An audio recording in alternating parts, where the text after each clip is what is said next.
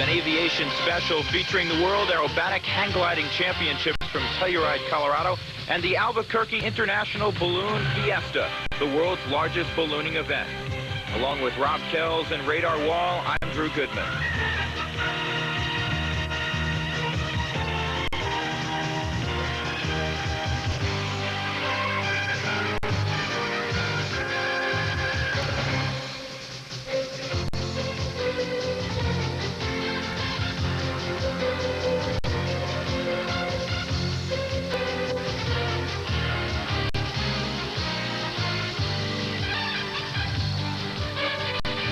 Pilots and aviation enthusiasts who have dedicated themselves to designing and building the highest quality equipment for personal flight.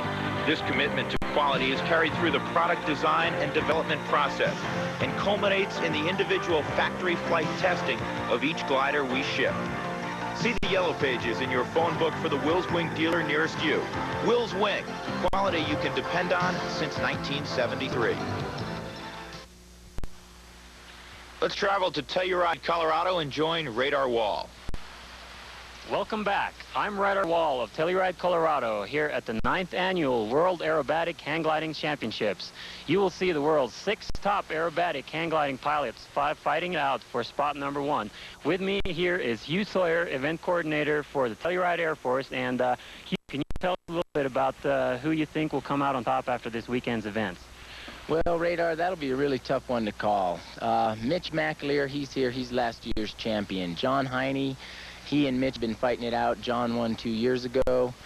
And after the first round, Ron Young and Enrico Egli of Switzerland, they both had outstanding flights, and it'll be really a close competition, tough to call. All right. Well, thank you, Hugh. Next, Radar had a chance to talk to Ron Young. Champion in 1982, Ron Young. Can you tell us a little bit about your flight yesterday? Since I flew 2 flights yesterday, the second one, I didn't quite have the energy I wanted, but I felt real good about it. All the maneuvers I tried to put into the routine came off real well, and the conditions were pretty good, real smooth. So I felt real good about it. All right, great. And the word is you haven't been back at this event since 1982, actually 83, and that's been 6 years. What do you think your chances are to overcome these hot young rookies here? Well, to tell you the truth, there's only one young guy. The other guys have just maintained flying the whole time. Okay. And I've flown a little bit in the 6 years, not a lot. So the last couple of months I've been working real hard at it. And everybody's real good, but I haven't seen anything real new. Okay, so everybody's sort of brushed up on the maneuvers that I've been doing since 1981, and so I think I've got as good a chance or better than most of them. I've got a psychological advantage because of winning in '82, and you know, just I've had respect in the community of hang gliding, so I think that helps me a lot. All right, well, we wish you good luck. Thank you. Ron Young, not short on confidence. A short while later, Radar talked to Mitch McAleer.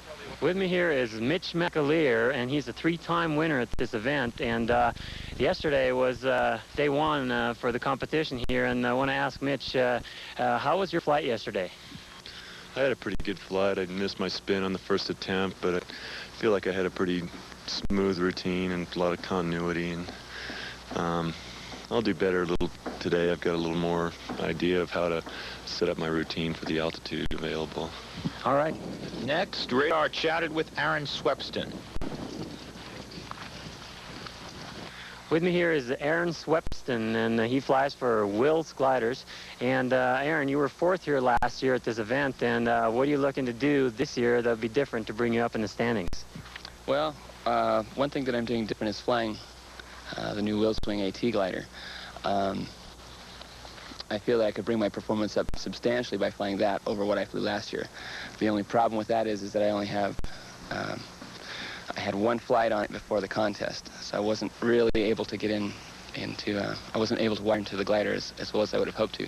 But it's flying really well. I really like the glider, so I think after yesterday's performance I can do a lot better today and tomorrow. This year I chose the Wills Wing AT. Because it does have a little bit extra speed, a little better speed retention, a little higher performance all around. All right. Well, good luck. I really like it. All right. Good luck to you. Thank you. Now let's take a look back at two of hang gliding's most famous flyers. First, we'll watch Rob Kells, who, of course, is our guest announcer today. Then we'll watch Ron Young as he wins the '82 championship here at Telluride. This is Rob Kells from Santa Ana, California, 27 years old, president of Will's Wing Incorporated. He has two purple smokes. He's flying a glider of his own design, a Will's Wing Duck 160, a straight vertical dive. A wing over, another vertical dive. Rob Kells, 27 years old, fourth in the world in aerobatic flying last year, currently in second place. Another incredible vertical dive, banks it well over 90 degrees into a wing over.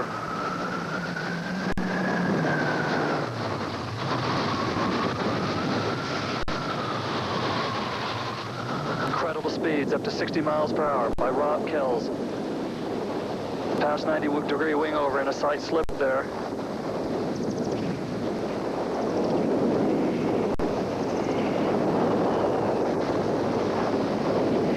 A series of roller coasters as Rob Kells finishes his flight. Ron Young has fired to smoke. This is Ronald Young from Lake Elsinore, California, 28 years old, one of the top aerobatic pilots in the world. A hang glider test pilot is his profession. He has over 3,000 flights, over 1,000 hours, puts it into a full dive, pushes up and into a wing over. One of the few pilots in the world that can do consecutive loops. Let's see if he'll do it here. A near perfect loop for Ron Young.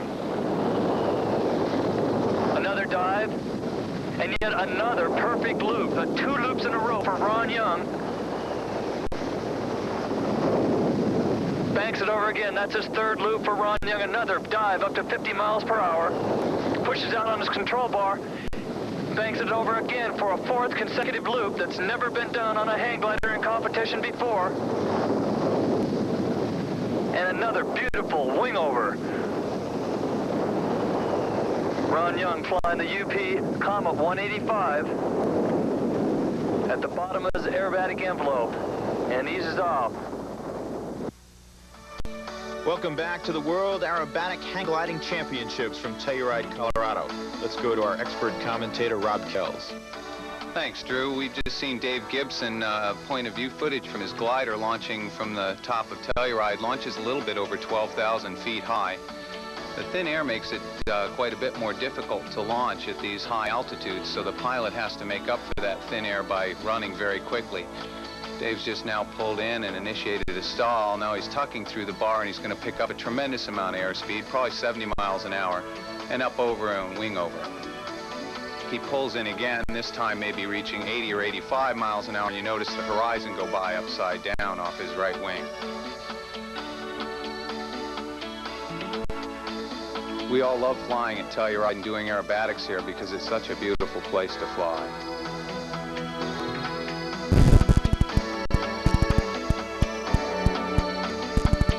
I'm getting a little dizzy. Should I be? Well, we ought to take you up for a ride, Drew, see what you think.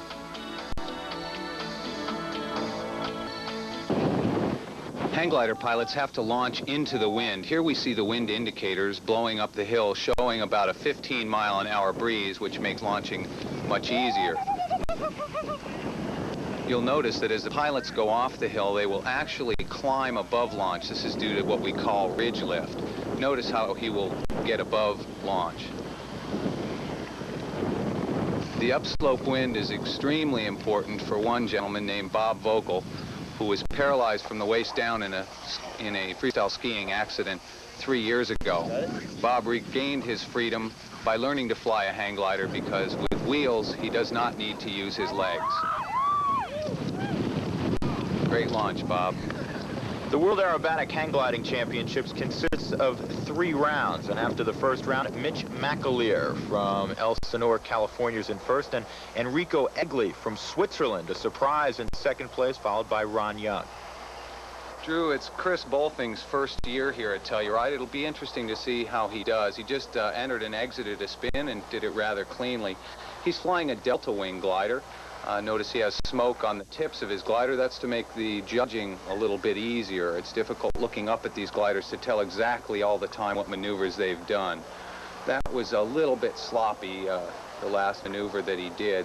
the judges, and we'll get more into scoring as we go in the show, but the judging is based on the difficulty of the maneuver and the smoothness and execution of the maneuver. Being his first year, I wouldn't expect Chris to place at the top, but it's great that he's here, and it looks like he's got the basic skills and will be getting better and better. I was kidding you a moment ago about the dizzying effect watching this. Actually, as a pilot, are you at times getting a little bit dizzy? Not really. You always watch the horizon in any kind of aerobatic aircraft, and it allows you to always know right where you are. So there's as long as you're the pilot flying the glider, none of these guys experience air sickness, and they always know right where they are at all times. Now he's reached the bottom of the envelope, and the scoring stops. This is a safety parameter. Now we have Dave Freund. This is Dave's second year here at Telluride, I believe. Very, very good spin. You can see his smoke actually getting tangled up with the glider, and a clean break out of the spin. Dave's from Elsinore, California, and has been flying aerobatics for about 5 years. That looked to be about a 90-degree wing over. The steeper the maneuver, in other words, the more upside down it is, the more difficulty points, but it must also be smooth. That was about 110 to 115 degree maneuver. Optimum, of course, is 180 degree maneuver, which is completely upside down, thus giving the pilot 18 points. This is Aaron Swepston. Aaron has been flying aerobatics for about 5 years. He wasn't in on the very early stages of the sport, but he's been coming along quite well, placing 4th last year. This is a brand new glider to Aaron, and I wouldn't certainly expect him to beat some of the favorites, but I expect him to do rather well. He's become a little more conservative. You see here he's going straight over in what you would have to call a near-perfect loop. For being new on the glider, I'd say Aaron's looking really well. How many unique maneuvers will you actually see here? Well, everybody has their own style, Drew, but generally speaking, there are 3 basic maneuvers. There are loops, wingovers, and spins, and then there are varieties of all those maneuvers.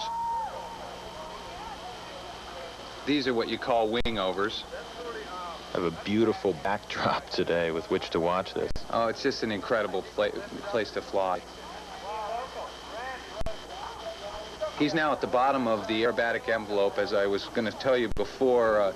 For safety reasons, no maneuvers other than spins are allowed below 500 feet. Each pilot flies with a backup parachute were he to make a mistake and break the glider. Sounds like a pretty sensible thing to have. Yeah, all pilots fly with backup parachutes nowadays, and it's really good. I suppose now he's at the bottom of the envelope. This is John Heine, who sits in 4th place after the first round. He's probably a little bit disappointed with that, considering 2 years ago he was a champion here at Telluride. John held the looping record from a balloon drop and did an incredible 33 loops. I believe that was the number. John is certainly one of the favorites to win this contest. He's flying a highly modified delta wing aerobatic glider. And does just beautiful maneuvers. That was a little rough on the top for John. It surprises me to see that. But John and Mitch McAleer, I would say, just calling it right from the beginning, are going to be the favorite guys to watch. They've been the winners in past years. Now, there is an example of a perfectly executed loop. Notice how he went right through his smoke. In other words, he was on a perfectly straight line. Did it again right there. Yeah. Now John's going to be trying to mix up his routine, because versatility is one of the things that the judges are looking for, Drew. They want to see not just a guy that can go loop, loop, loop, or spin, spin, spin. They want the guys to mix it up and put together the best-looking routine aesthetically. And, of course, they want to consider safety and smoothness as well as difficulty. And the scoring system was designed to pick the pilot that can do all the maneuvers the best. Nice spin and a clean spin break after 2 revolutions, right on heading, and right over into a loop. Beautiful routine. This is one of the best routines I've ever seen from any aerobatic pilot. These guys have really gotten a lot better since 1983.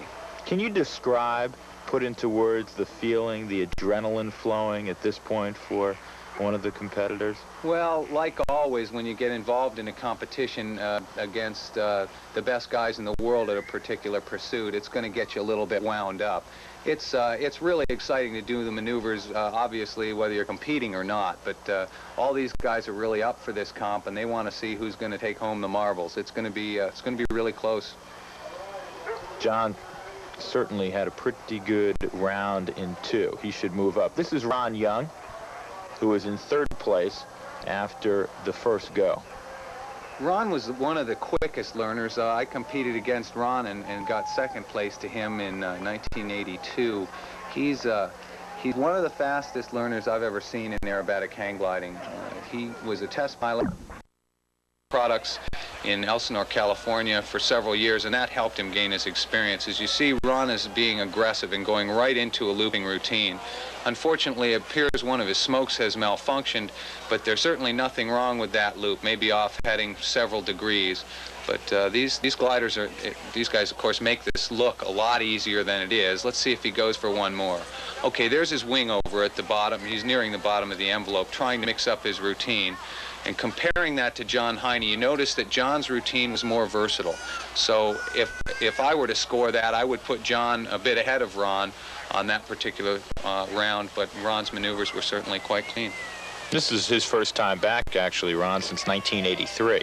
Well, it's amazing that he's maneuvering the glider as well as he is. There's another nice loop. Ron was out of it for 5 or 6 years, and he just got back to it several months ago. And to be gone for that long and to fly a performance like that is just great. Here is the European aerobatic champion, Enrico Egli from Switzerland, who sits in 2nd place after round 1. Enrico's flying another UP glider. It's the predominant glider in this contest and obviously does very good maneuvers. Enrico is a difficult competitor to beat. He's got a lot of experience. He's been at Telluride before. He's flown European championships. You see, he's trying to mix up his routine. Those aren't missed headings on his loops. He's actually trying to do rolling maneuvers. He is not as versatile, again, in this routine so far as we saw John Heine. You'll notice he misses his smoke by just a little bit there, but still a smooth routine. What kind of speed is he going when he actually dips over the horizon and back down towards Earth? Well, at the top of the maneuver, the slowest they want to be going, bad break out of the spin there for Egli. At the top of the maneuver, the slowest he's going to be going is maybe 25 miles an hour, and at the fastest in the dive, upwards of 95 to 100 miles an hour. Amazing. That really is amazing. It's pretty exhilarating. And he goes for another spin. Now you see again a sloppy break out of the spin. Unless he intentionally is trying to do those yawing maneuvers, which it appeared, since there was more than one, that maybe that was intentional, but looked pretty sloppy. That was Enrico Egli, and here's our leader after round 1, Mitch McAleer. Mitch is also flying a UP glider and in fact runs that company at the present time. It's no surprise that Mitch started out in 1st. That was a little bit sloppy on his spin for Mitch, but I would expect for Mitch to be the favorite to win this competition. He's won the last 2 years in a row. He's a test pilot, works as a designer, and there is a beautiful spin. That is textbook. Notice he kept it for many revolutions. As far as popularity in this country, how many hang gliders are there, avid hang gliders? I would say that there are 8,000 active hang glider pilots and probably upwards of 30,000 people that have tried it. In other words, gone to a school and taken one day worth of lessons. Now, naturally, you can't talk about hang gliding without bringing up the perils involved. And I think many people assume it is much more dangerous than perhaps it actually is. Well, it's come a long way. There certainly are still dangers. The key is to get quality instruction from a certified hang gliding instructor. There are programs that allow you to fly dual with an instructor in an especially large glider. We'll be back with more action from Telluride, Colorado. Stay with us. Welcome back to Telluride, Colorado in the World Aerobatic Hang Gliding Championships. Along with Radar Wall and Rob Kells, I'm Drew Goodman. And of course, we would be remiss if we didn't take a closer look at Telluride, Colorado. A year-round sports town with a heavy accent on skiing. And it has some of the best vertical skiing in North America. It's easy to get there by air. And when you do get there, be sure to see the new Mountain Village, which features ski-in and ski-out housing.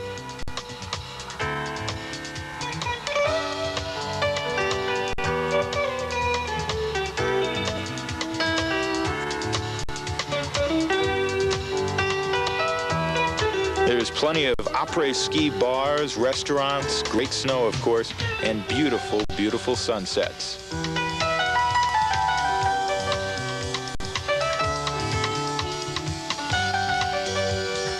Telluride, Colorado.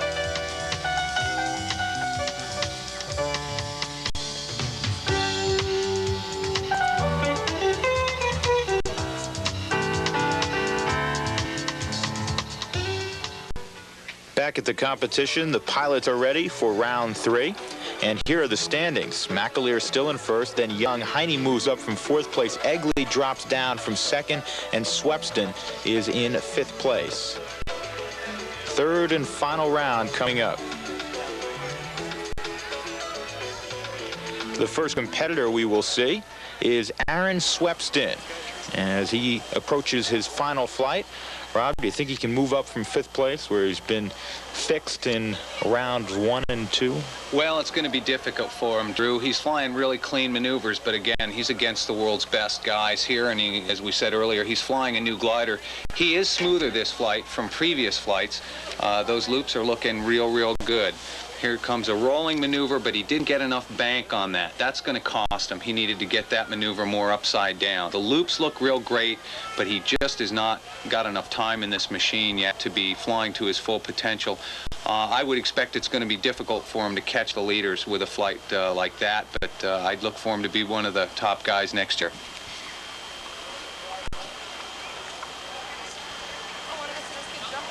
Do they decide what smoke actually trails them as far as color is concerned? Well, they try to make it fit in with their hang glider, actually, the colors of the glide? No, I don't believe so. I believe everyone's issued the same colors, Drew, just to kind of try to keep it fair. Aaron, as you saw, by the way, missed a spin at the bottom there. He's trying a spin entry and didn't get it the first time. Looked like he almost got it the second time. That'll also cost him on the style points. So I don't believe that flight's going to move Aaron up, although at least it was a safe flight.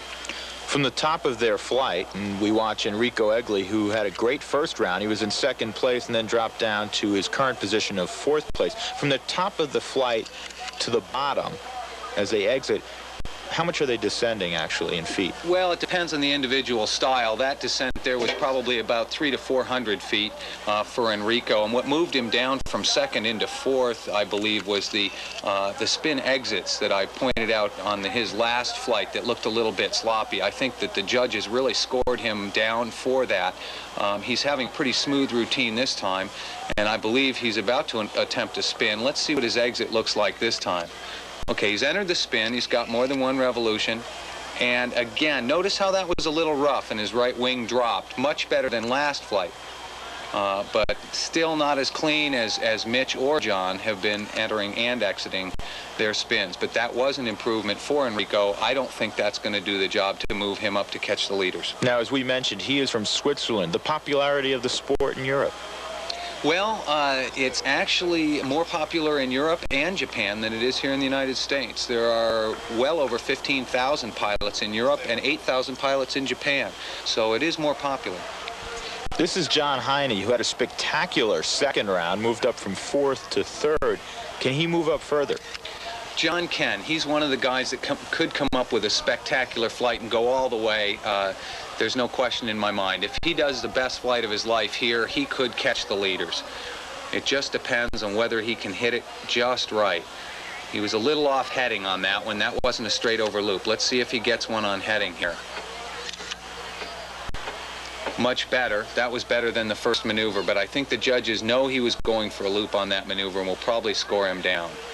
He had a near flawless run in the 2nd round, didn't he? It was a beautiful routine. As I said, it was one of the best I've ever seen, and John is capable of that. This is also a nice routine, but not as good as his first one, and also not as versatile. I believe we even lacked a spin in this routine. So I don't think if, well, it's going to be up to Mitch and Ron. We'll see what kind of runs they have. Here John's going to try his spin. Let's see how it goes. Beautiful entry. And a smooth exit. Well, that's good. Yeah, that was a good run. Now, are there certain requirements as far as maneuvers in each round? Do you have to do a spin move, for instance? No, you don't. But if you want to win, you sure do. If you're going to beat the best, you have to have one of every maneuver in there, at least one. That gets you your versatility points. Okay, here is Ron Young, and Ron has been something of a surprise because he's laid off this competition since 1983, and he has flown extraordinarily well today. after 2 rounds in second place. Well, to be in second after laying off for 5 or 6 years just shows you what a great athlete this guy is. Ron's real strong, and he can manhandle that glider and put it right where he wants. He was one of the first people in the world to be able to do back-to-back loops in a flex wing hang glider. And you notice how nice these loops look. They're consistent, and now he's going to the left for a rolling maneuver. Pretty good, little rough on the breakout, but still looking pretty good so far. Looks like he's setting up for a spin here. Let's see how he does.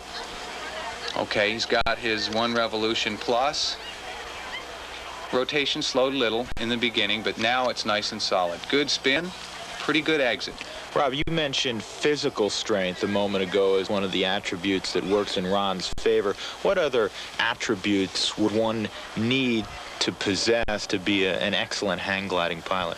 Well, a lot of practice. These guys have 1,000, in some cases maybe as many as 3,000 hours in the air in hang gliders over the last 10 to 15 years.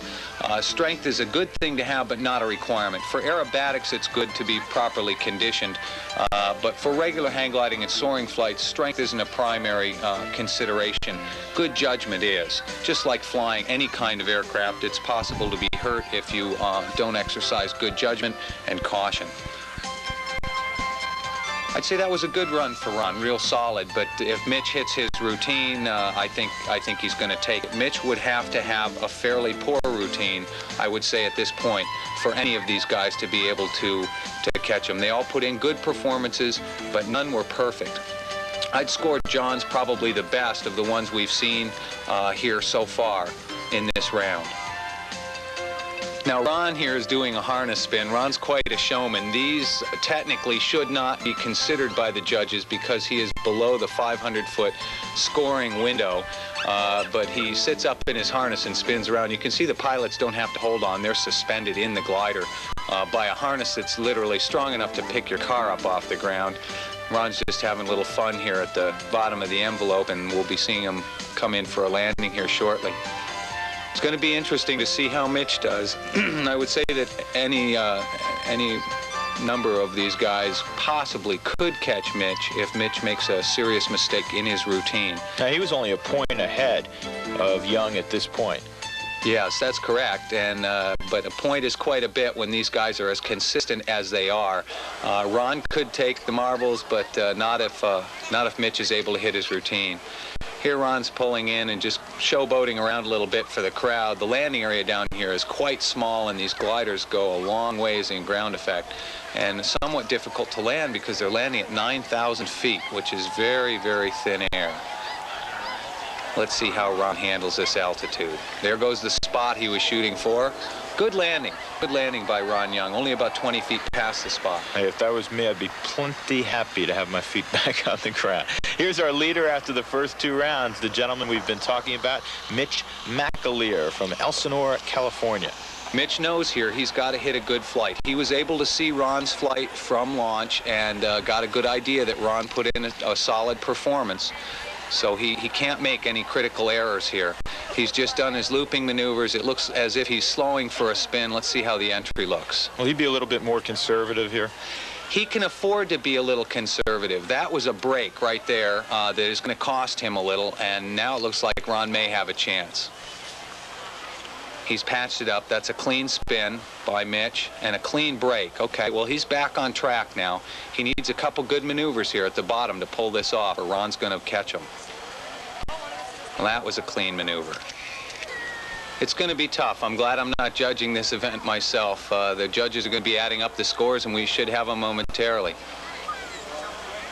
See the end of the run for Mitch McAleer. Looks like 2 people are on that Pepsi. Well, look here. Mitch McAleer holds on, and as a matter of fact, Ron Young drops to 3rd place, and Heine moves up. John Heine, also from Elsinore, California, moves up into 2nd, and then Egli from Switzerland and Swepston in 5th place, as you see the final standings from the World Aerobatic Hang Gliding Championships. And there were some casual hang gliding enthusiasts partaking this past week also. We've seen some really good flying here. 150 pilots have been enjoying the town of Telluride, and here are some little bit less experienced pilots dealing with difficulties of landing at high altitude. Those are minor, I would say, crash landings, or close to them, aren't they? Yeah, again, it's difficult to not off the nose. Yeah, at least no one got hurt. That, of course, being the most important thing in hang gliding. Spectacular event. Oh, they got a lot of good flying. Guess we had a mic on that individual. Does the sport continue to grow, Rob? Yeah, it's growing up about 8 to 10% per year, which we're pleased with. And I'd also like to add that landings at lower altitudes are not nearly as difficult. This is advanced pilots only. Glad you pointed that out. You might dissuade some people out there who wanted to get involved in hang gliding. We'll come back. We'll leave Telluride, Colorado, and head south to Albuquerque, New Mexico for some ballooning.